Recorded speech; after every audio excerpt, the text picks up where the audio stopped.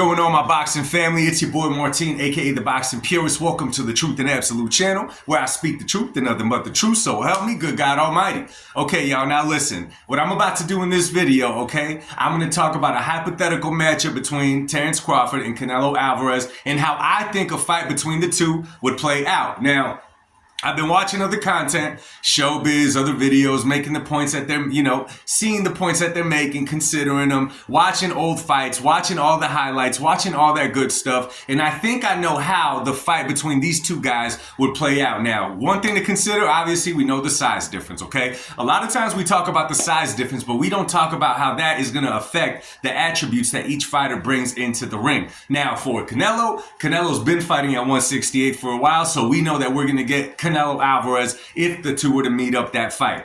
Terence Bud Crawford, on the other hand, the weight, sorry about that he's actually fought professionally higher than 147 is when he fought at 154 against Madrimov, which was his only fight at 154. Now, Crawford kind of looked like Crawford against, he had to fight Madrimov, which was a tricky guy, which was a real kind of slick in a funny way. You know what I mean? Kind of awkward inside that ring. He did not make it an easy night for Terence Bud Crawford. So one thing we got to consider, though, is you got to add 14 pounds of fight night weight to that Terence Crawford. Now, a lot of people don't realize this. All this kind of stuff affects a lot of things, okay? It affects your training. It doesn't mean it's going to be bad, but it's going to affect it. It's going to affect the way that you train, okay? It's going to affect how many rounds you're sparring. It's going to affect a whole lot of things. It's going to, your strength and conditioning, everything has to change. Your diet, everything has to change because now you're going up so many weight classes. And let me just tell y'all something. A catch weight is not happening. Canelo is the A side, okay?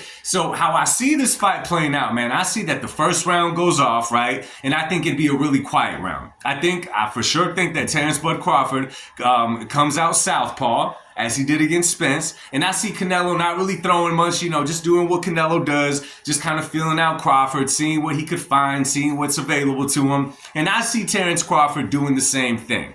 Okay, I see him doing the same thing in the first round, getting a feel for Canelo. Both guys are really smart inside that ring. As the fight goes on in the next couple of rounds, I think Crawford will have success against Canelo. Not dominating him, not hurting Canelo, but I think that he'll get tricky enough in that ring, and he has the smarts enough to do it, to start, kind of winning rounds, putting them in the bag. Round 2, round 3, maybe even round 4, kind of, getting a feel and getting comfortable with it. This is where things would change, in my personal opinion. Terence Bud Crawford, if he's really coming to win the fight, which I believe he is, he knows that he's not going to get a pity-pat decision against a Canelo Alvarez. Okay, that's just not going to happen. You're not going to be able to do a Lara, which I don't think Bud would, and beat a Canelo Alvarez inside that ring in Las Vegas with the judges. It's just not going to happen. So I see Terence Crawford having success and getting a little bit comfortable.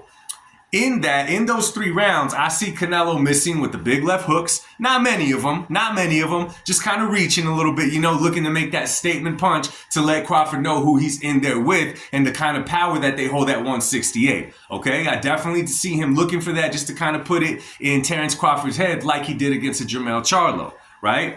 So I see that going on. Then I see a point in the fight, around 4, okay, I see around 4 or 5, I see Canelo finally landing some heat to Terence Crawford's arms and to his body, right? Maybe a couple of jabs that'll get him in the face. I see that happening, but I definitely see Canelo landing some bombs to the body, to the arms, doing all that kind of stuff. Now, Terence Bud Crawford will turn it up another notch because special fighters like these two are able to do that and are fully capable of doing that inside the boxing ring. At that point, I think that Terence Bud Crawford starts pulling more tricks out of the bag, right? I think Canelo finds his range. For the next couple of rounds, he has success. I think after those next couple of rounds, the crowd is getting into it. They're backing Canelo because we know it's going to be a pro-Canelo crowd, right? And after that, I see both fighters having to dig a little bit deeper, even more so for Terence Bud Crawford in those rounds. Now, I see Crawford again having a little bit more success, okay, after this, making some adjustments, causing a couple of problems for Canelo. Couple of things, one thing I noticed about Canelo Alvarez, and this was against Dimitri Bivol, and this was against Edgar Berlanga. You guys are like, Edgar Berlanga, hear me out. Dimitri Bivol, when he would throw with Canelo, would have a lot of success, okay? Edgar Berlanga, even though he got gun-shy a little bit in the fight or just didn't see no openings against the great counterpuncher in Canelo, if you go back and you watch that fight, he had success when he would actually throw with Canelo Alvarez. Now, that's easier said than done. And of course, Edgar Berlanga is a big dude. Dimitri Bivol was a big dude compared to a Terence Crawford. Terence Crawford, being a smart guy, having a smart trainer like he has, are definitely going to peep that. They're definitely going to see that, right? So I see Terence Bud Crawford throwing with Canelo and having a little bit of success. However, I think it changes a little bit in the later rounds, probably around 7, around 8. That's when I think the weight that Terence Bud Crawford is going to go into the fight with is going to start working against him. I see his arms dropping a little bit from Canelo's body shots. Okay, I see Canelo turning it up because, you know, Canelo sees you a little bit hurt. Now he's going to turn it up just a little bit more. And I see Terence Bud Crawford having to do things he's not comfortable doing, or putting him in deep waters, so to speak, like we like to say in the sport of boxing. After that, I see Terence Crawford moving just a little bit more.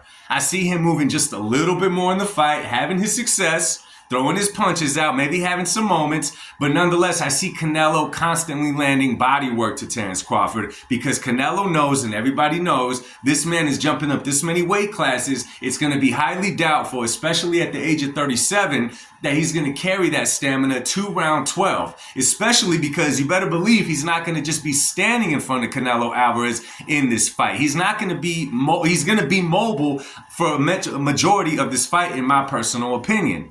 As we get into the later rounds, I see Crawford finally kind of sitting on his punches a little bit more. Not necessarily because he wants to, but he knows that he's going to have to fight now, because if he keeps on being mobile, one, it's going to be a clear victory for Canelo in decision, going to the judges' scorecards, right? And two, I think he's going to feel the pressure from the crowd as they're not liking the way that Bud is fighting. Now, again, this is just hypothetical, y'all. This is just how I see the fight playing out. In the later rounds, around 10, 11, I see that Terence Crawford is trying to fight Canelo a little bit more, but I just see Canelo putting it on him in those rounds and ultimately stopping Terence Bud Crawford around the 10 or the 11th round. You know what I'm saying? I don't think he knocks out Bud, okay? I just think that the attack becomes so much that Bud either takes a knee. I'm not calling him a quitter, y'all. I'm not calling him a quitter, but there's a saying, you bit off a little bit more than you can chew, okay? If y'all saw Madrimov landing shots on Terence Bud Crawford, what makes y'all think that Canelo won't? Now, styles do make fights. I get all that. But you got to remember, it's not going to take many shots from Canelo to hurt Bud as it did Madrimov or any other fighter when it comes to that. Look at it like this. Remember those moments in the fight with Errol Spence when Spence had Bud on the ropes? Not because Bud was hurt, but just because Bud was trying to counter him? Could you imagine if those were Canelo shots landing to the body of Terence Bud Crawford? Again, yo, this is a whole different weight class, different power, different everything. You got to take that into consideration. And it's not like Canelo is a slow fighter. Okay, so I see it going kind of back and forth until Canelo finally takes control in the later rounds, and I see him stopping Terence Bud Crawford around the 11th round. I put a lot of thought into this, man. This is what I was thinking about. Again, I could have missed some key points in this fight if it were to happen, but let me know what y'all think, man. I hope I painted somewhat of a picture how I see it going. Let me know what you guys think, man. Much love to y'all. God bless y'all, and I'll speak to y'all soon. Peace.